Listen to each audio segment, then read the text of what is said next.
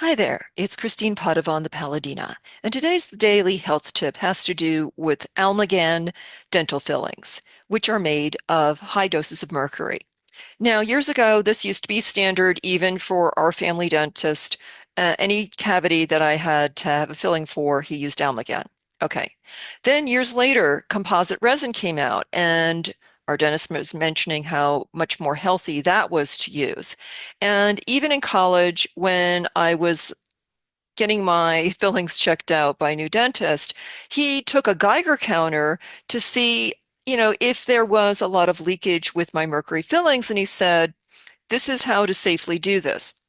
We're going to start slowly replacing your amalgam fillings over time as they wear out, because obviously you don't want to do the whole mouth at once.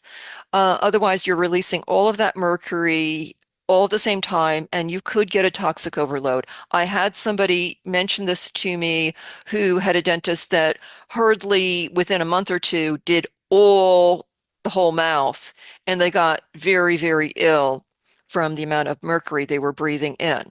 Okay, so the advice is one, have your dentist do a Geiger counter check. Mine actually were very inert, and there was no concern to get them quickly changed out or anything because they're very inert and they weren't really leaking active mercury into me.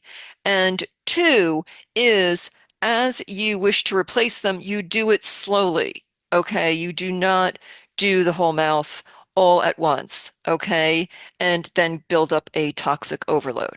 All right, that's my health tip of the day, and speak to you again soon. Bye bye.